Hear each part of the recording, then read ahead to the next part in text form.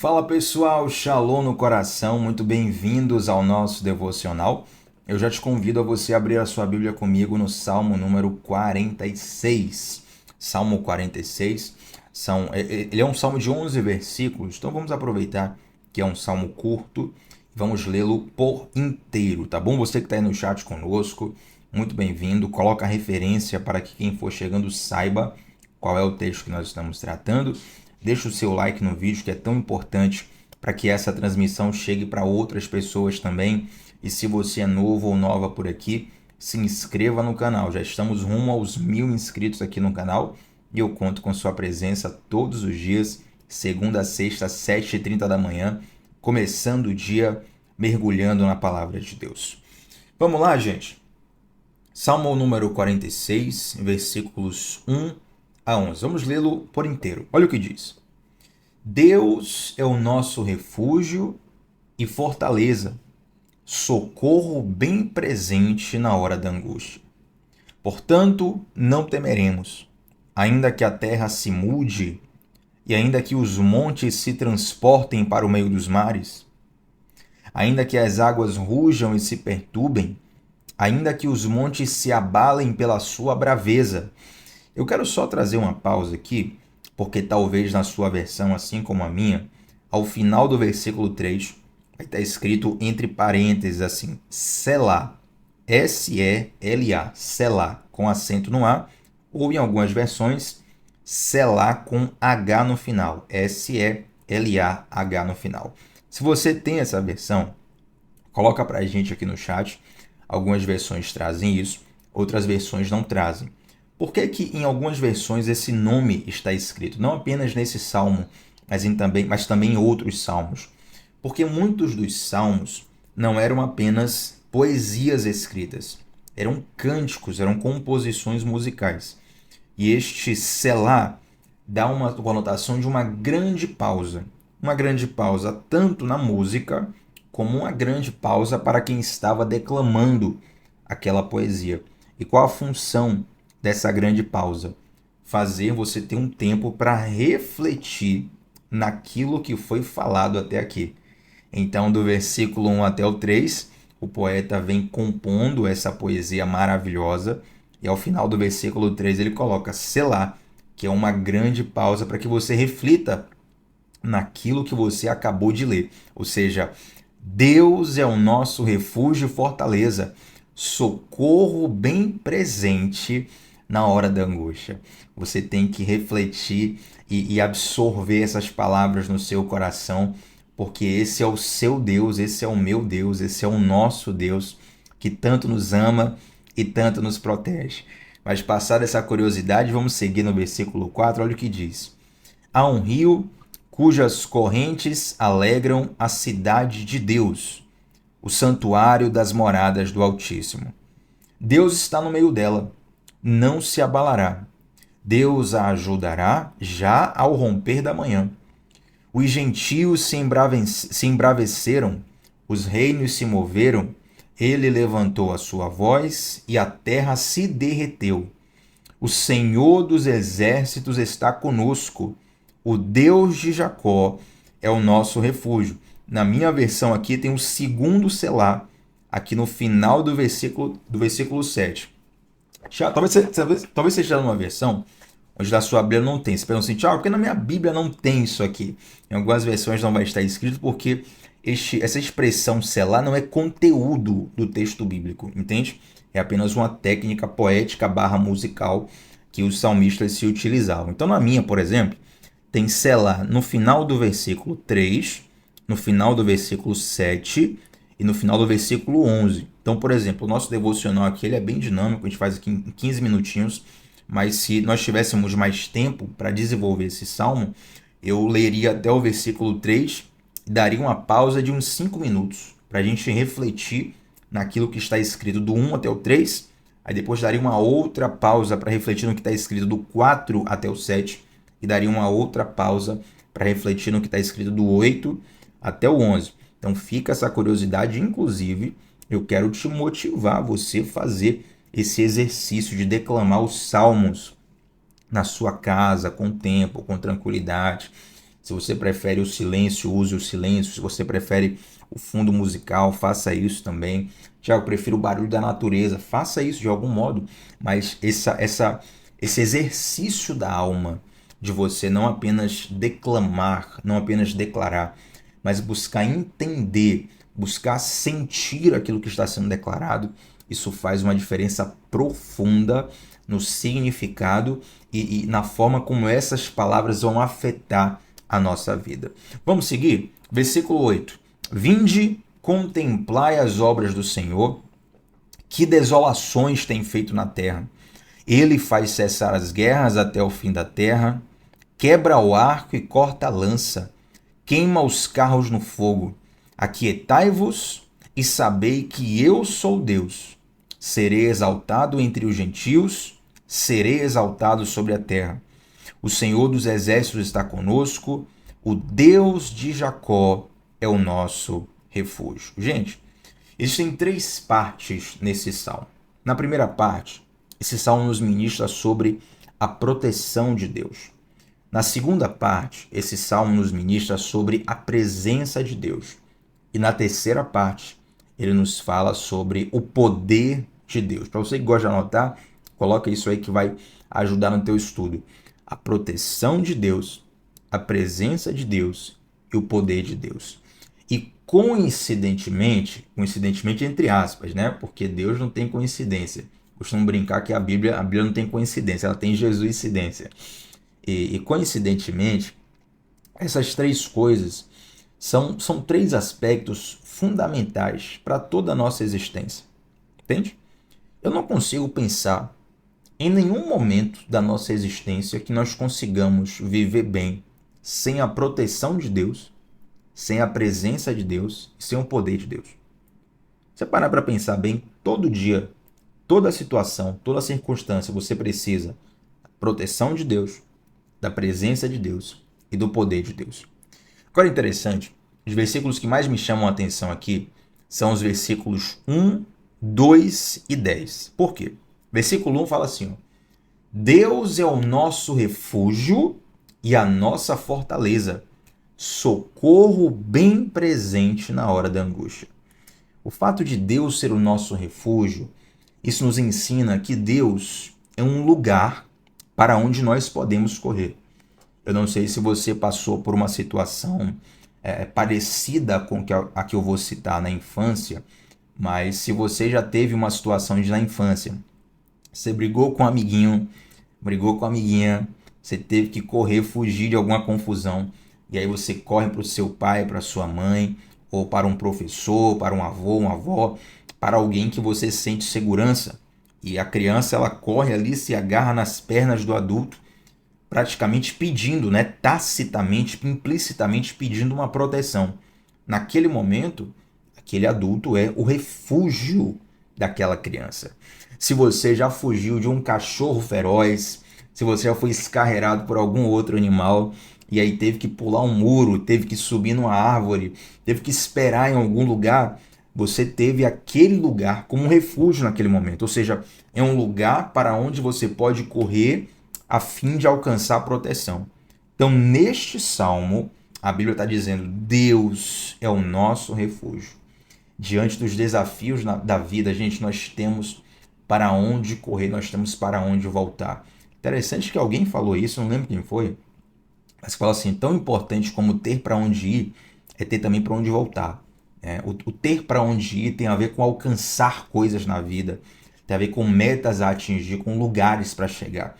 E quantas pessoas têm muito sucesso profissional, muito sucesso econômico e, digamos assim, sucesso social, uma pessoa vista como bem-sucedida na sociedade, mas ela não tem um lar, ela não tem pessoas em que ela pode confiar, em que ela pode desnudar o coração, em que ela pode simplesmente ser ela mesma. Entende? Esse é o grande problema da sociedade de hoje. As pessoas cresceram para fora e se esqueceram de crescer para dentro. Conquistaram coisas no mundo e se esqueceram de fortalecer e edificar um lar, uma casa, uma família. E aí nós vemos tantas pessoas sem estrutura emocional, porque ninguém vive só, gente. É impossível você viver a vida sozinho. A pessoa que vive solitária, a própria Bíblia diz, nós estudamos isso em Provérbios, que a solidão ela é um ato que não é inteligente, é um ato de burrice, praticamente, né? É um ato de tolice. É claro que existe uma diferença entre solidão e solitude. A solitude é um tempo saudável, onde você fica sozinho para poder respirar, para poder ter um tempo, para poder se encontrar. Mas a solidão é o contrário. A solidão é quando você já entra no estágio onde você está abrindo mão de companhias necessárias para a sua própria saúde física, saúde emocional e saúde espiritual. Interessante que lá na igreja do primeiro século, no livro de Atos, a Bíblia vai dizer que a igreja, os irmãos cresciam no partir do pão, na oração, na doutrina dos apóstolos e na comunhão, ou seja, a comunhão era essencial para o crescimento da igreja desde o início. Ou seja, a proposta de Deus, eu estou utilizando a igreja, mas todo organismo saudável, toda célula social saudável, ela tem como elo a comunhão. Um grupo, quando ele é mais unido, já diria o ditado, a união faz a força. Outros dizem que a união faz o açúcar, né? Mas um grupo unido, ele é muito mais forte, ele é muito mais sólido. Os seus membros conseguem dividir as cargas uns com os outros e você consegue lutar com muito mais força. Então, nesse momento, onde muitas pessoas se encontram solitárias, se encontram em profunda solidão, elas têm para onde ir lá fora, conquistar o mundo, ganhar dinheiro, vencer na vida, mas não tem para onde voltar, não tem um lar, não tem um vínculo, não tem um amor, não tem uma amizade. Nesse momento, você pode olhar para o Salmo 46 e saber que Deus é o nosso refúgio. Nós temos para onde correr. Entende?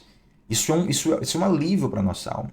Porque assim como uma criança ela busca um adulto para resolver problemas mais complexos que ela não consegue resolver, nós precisamos buscar a Deus, porque sem sombra de dúvidas, muitos dos problemas que nós enfrentamos, nós não vamos conseguir vencê-los sozinhos. Nós não vamos conseguir vencê-los na força do próprio braço. Lá em Provérbios, Salomão diz assim, ó, não se estribes, ou seja, não se apoie no seu próprio entendimento. Então, por mais que você seja inteligente, por mais que você tenha recursos financeiros, por mais que você tenha contatos, no fundo, todos nós sabemos que nós precisamos ter Deus como nosso refúgio, porque a vida, ela sempre nos leva para um lugar onde nós vamos precisar desenvolver a nossa dependência de Deus. Algumas pessoas percebem isso mais cedo, outras só percebem isso lá no momento bem extremo da vida. Mas sempre, todas as histórias de vida, elas vão ensinar elas vão ensinar a nossa necessidade de estar no lugar de dependência de Deus, de nos refugiarmos no Senhor. Então, Deus é o nosso refúgio. Você não está só. E além de refúgio, Deus também é a sua fortaleza. Lembra que alguns dias atrás nós lemos aqui Josué capítulo 1, versículos 6 a 9, numa distância de 4 versículos, 6, 7, 8 e 9, Deus fala 3 vezes com Josué. Seja forte e corajoso, seja forte e corajoso, seja forte e corajoso. E quando nós paramos para pensar, de fato, a nossa força, ela é o próprio Deus. Entende? Deus é o nosso refúgio e Deus também é a nossa fortaleza, Ele é a nossa força, Ele é a base que nos sustenta. Não só a força no sentido de força muscular, de força emocional, de força para vencer os desafios, mas esse conceito de fortaleza tem muito um contexto de guerra. E as guerras antigamente não tinha avião, não tinha metralhadora, não tinha, sabe? Era coisa muito rústica, né? Muito rudimentar em comparação com os tempos de hoje. Então uma fortaleza era um lugar difícil de ser invadido. Era um lugar onde você poderia se proteger do seu inimigo, onde o seu inimigo teria dificuldade de atacar e teria dificuldade de se defender. Ou seja, da sua fortaleza você consegue atacar mais facilmente o seu inimigo e o seu inimigo tem mais dificuldade de te alcançar. Então o salmista, nesse contexto, ele vai dizer: Deus é o nosso refúgio, Ele também é a nossa fortaleza. Ou seja, com Deus nós conseguimos lutar muito melhor as nossas batalhas. Com Deus nós conseguimos enfrentar muito melhor os nossos inimigos. E atenção, quando eu falo os nossos inimigos, talvez você tenha lembrado de tal pessoa. Falou, Tiago, você falou inimigos aí, lembrei de fulano de tal, de fulana de tal. que é meu inimigo, minha inimiga. Mas calma lá, será que realmente a nossa luta é contra uma pessoa? A Bíblia diz que a nossa guerra ela não é nem contra a carne, nem contra a sangue. Talvez a pessoa que te persegue, no fundo, aquela perseguição que ela faz é um pedido de socorro. É um grito da alma dela clamando por um encontro com Deus. Entende? Quantas pessoas eu não conheço que começaram a sua história no Evangelho perseguindo um cristão, perseguindo a palavra de Deus, perseguindo a pessoa de Deus, por assim dizer. Quando eu falo perseguir, no sentido de criticar, né? De falar mal, de ofender, e depois aquelas pessoas tiveram um encontro com Jesus. Porque muitas vezes esses atos de rebeldia, eles revelam uma sede do coração mesmo. Então não pense em uma pessoa como seu inimigo, sabe? Talvez essa pessoa precise de ajuda, tanto quanto você, até mais do que você. Mas existem inimigos da nossa alma e o nosso próprio eu é o nosso maior inimigo e só tem uma pessoa que pode nos fazer vencer o nosso próprio eu. Essa pessoa é o Espírito Santo de Deus. É por isso que esse Espírito Santo, ele nos foi dado por Deus. É a pessoa, a persona de Deus morando dentro do nosso espírito, gerando em nós frutos que sem ele nós não teríamos. Então, Deus é o nosso refúgio e ele é a nossa fortaleza, ou seja, com ele e nele nós conseguimos vencer os nossos verdadeiros inimigos. Tchau, qual é o meu verdadeiro inimigo? O meu próprio eu. O seu verdadeiro inimigo é o seu próprio eu. Tenha certeza, tenha certeza. Eu não vou entrar aqui agora no que eu vou falar, não vou aprofundar muito, mas tenha certeza. Você tem um potencial de causar um estrago para a sua própria vida muito maior do que o inferno inteiro. Se juntar o inferno inteiro, ele não consegue causar um estrago na sua vida tão grande quanto você tem um potencial de se estragar, entende? Então, para vencer as suas guerras internas, você precisa desse Deus que é refúgio, que é fortaleza. Então eu posso correr para Deus e dizer assim: Senhor, me abençoa em minha fraqueza, me guarda em minha fraqueza, me livra em minha fraqueza. E é interessante que certa vez Deus fala para o apóstolo Paulo, né? O apóstolo Paulo pede a Deus para tirar um espinho na carne, e Deus fala assim: o meu poder se aperfeiçoa na fraqueza. Ou seja, muitas vezes Deus vai permitir que aquela fraqueza continue em nós, e fraqueza é diferente de pecado, tá? Ponto fraco é uma coisa, pecado é outra. O ponto fraco, a fraqueza, é um local onde o poder de Deus vai se aperfeiçoar. É aquela área da sua vida que você fala assim: Tiago, essa parte aqui não tem explicação. Aqui é Deus mesmo, aqui não tem teologia, não tem argumentação, não tem explicação psicológica. Isso aqui, se não for Deus colocando a mão muito forte na minha vida, não vai dar certo. E todo mundo tem uma área assim na vida.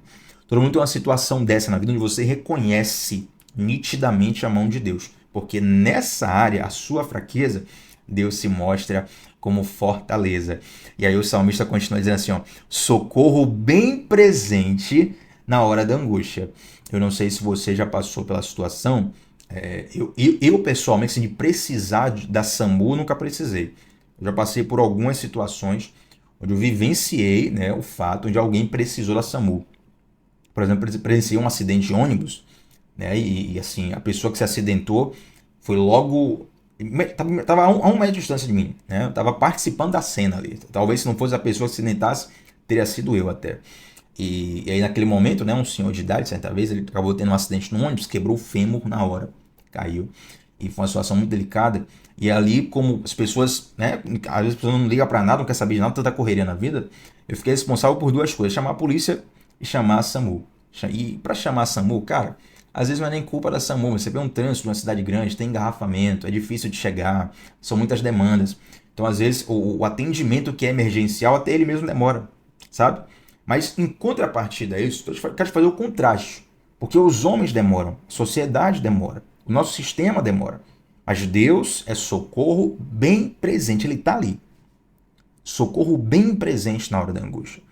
Aí talvez você diga: Tiago, você está falando isso aí, mas eu sinto que Deus demorou na minha vida. Pense numa coisa: Deus sempre chega no tempo certo. Deus sempre chega na hora certa. É porque o nosso tempo não é o tempo de Deus. Se dependesse do meu relógio interno, do seu relógio interno, muitas coisas seriam diferentes. Mas a gente precisa confiar que Deus não se atrasa. Tem até uma frase da nossa cultura, onde nós falamos que a justiça tarda, mas não falha. Só que Deus, ele não falha e nem tarda. A Bíblia fala assim, né? Ainda que muitos tenham a promessa de Deus como tardia. Então a própria palavra de Deus reconhece que existe um sentimento em nós de que Deus está se demorando, né? E essa é a inconformidade, por exemplo, de muitos ateus que eu vejo. Poxa, se Deus é Deus, por que está acontecendo tanta coisa no mundo? Tipo, por que ele não resolve logo? Mas Deus sempre chega no tempo certo. Talvez você não consiga compreender o que eu estou te falando aqui, mas eu preciso que você sinta isso. Talvez você não consiga explicar, mas você consegue sentir, experimentar essa paz que vai além de todo entendimento. Deus sempre chega no tempo certo. Ele é socorro bem presente na hora da angústia. E eu quero fechar aqui, gente, a leitura desse salmo, falando do versículo 10, porque o salmista começa a usar diversas figuras de guerra e mostrar como Deus é o socorro no meio dessa guerra. No versículo 10 ele fala assim, ó: aquietai-vos e sabei que eu sou Deus. Ou seja, o poeta, ele parece assumir a persona de Deus, né? Como se Deus entrasse na poesia e começasse a falar: aquietai-vos e sabei que eu sou Deus. Achei interessante essa passagem porque as lutas, os desafios da vida, eles têm, rapaz, essa habilidade de muitas vezes roubar a nossa paciência, de roubar a nossa paz, de roubar a nossa tranquilidade. Quantas noites nós não já perdemos preocupados com um problema, preocupados com um boleto, com uma doença, com uma pessoa, com uma situação. E hoje, inclusive, nós vivemos o ápice mundial, o ápice histórico da sociedade humana, de qualquer sociedade humana, onde os transtornos de ansiedade e questões parecidas estão no ápice. No ápice. Que tem de gente com transtorno de ansiedade e questões emocionais muito danosas, passando por desafios muito grandes. Nós nunca tivemos nada parecido na história. Então, quando eu leio isso aqui, aquietai-vos e saber que eu sou Deus, não é uma bronca de Deus. Não é Deus dizendo assim, ó, fique quieto, menino, cala a boca. Não é isso. É Deus falando assim, ó, fique tranquilo. Desarme. Essa ansiedade que você tem, fique calmo. Saiba que eu sou Deus. Como se eu estivesse dizendo assim, ó, fique tranquilo, eu vou resolver isso aí para você. Entende? Então nós temos um Deus que ele tem essa empatia conosco. Deus não é um Deus distante, Deus não é um Deus impessoal, Deus não é um Deus, sabe? Às vezes a gente tem uma imagem de Deus tão distante, de um Deus que, sabe, a gente olha para o céu, né, e pensa, Deus deve estar lá no céu e nem se importa com o meu problema, ele nem tem tempo para o meu problema, mas na verdade. E eu lembro que eu ministrei algo parecido ontem. Eu quero te relembrar isso. Acho que Deus está falando com alguém aqui. Quando Deus repete a coisa assim, porque ele está falando com alguém específico. Deus está falando para o seu coração nesse momento. Aquietai-vos e saber que eu sou Deus. Sabe por quê?